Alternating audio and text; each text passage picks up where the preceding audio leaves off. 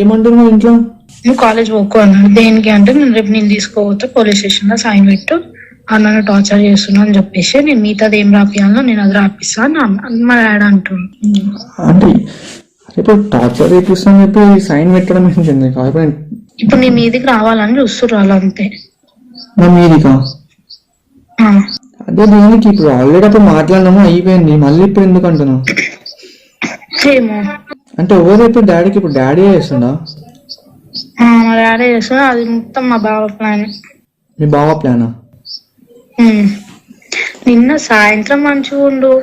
సరే ఇప్పుడు ఏమైనా ఉంటే మరి మీ బావ నాకైనా ఫోన్ చేయాలి కదా. ఇప్పుడు అది మళ్ళీ ఏమైంది రాబోయే ఇది అని చెప్పి నన్నైనా అడగాలి కదా. ఏం అడగలేదు కదా, అదే కదా నా ప్రాబ్లం. ఏం చెప్తలేదు, ఏం చేస్తలేదు, నన్ను ఇట్లా పెట్టమంటారు.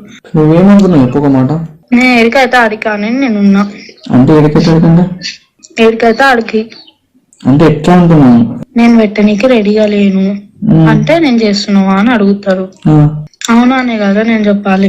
అందుకే నేను నిన్న అడుగుతున్నా నువ్వేమనుకుంటున్నావు అనేసి. ఏమనుకుంటా నాకు ఏం అర్థమైతే ఫస్ట్ ఆఫ్ ఆల్. ఇప్పుడు నేను అది పెట్టిన అనుకో సీదా మీ ఇంటికి వస్తారు, ఇట్లా చెప్పింది మా పిల్ల అనేసి. మరి నేను ఏం చేయాలి? నేను పిచ్చిదాన్ని మధ్యలో. డాడీని అడగొచ్చు కదా, ఏమైంది డాడీ మళ్ళీ ఎందుకు ఇట్లా చేస్తారు? అడిగినా ఏం లేదు, నువ్వు వచ్చి సైన్ పెట్ట అంతే. ఏమని సైన్ పెట్టమంటున్నప్పుడు డాడీ? వాళ్ళంతా రాసి పెడతారంట, నువ్వు ఉత్తే అవును నన్ను టార్చర్ చేస్తున్నావు అని చెప్పి నువ్వు సైన్ పెట్టు అంతే. ఇంకా నువ్వు ఒక్క మాట మాట్లాడు, దాడికి వచ్చి గాయ కూడా చేయొద్దు. నువ్వు ఒక్క మాట కూడా నువ్వు ఎక్కువ మాట్లాడొద్దు దాడి వచ్చి అని చెప్పి అన్నాడు. అంటే ఏం చేద్దాం అనుకుంటారు? అంటే నా లైఫ్ స్పాయిల్ చేద్దాం అనుకుంటారు?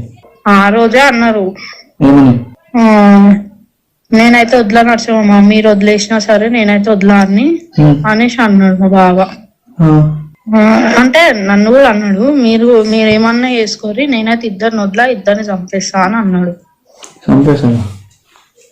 అయితే నేనన్నా అవును మీకు మనుషుల మీద ఎప్పుడు ఉందని, ఇప్పుడు మీకు అసలు మనుషులు అంటేనే విలువలేదు మీ ముఖాలకి అని నేను ఒర్రినా. ఏమంటలేదు.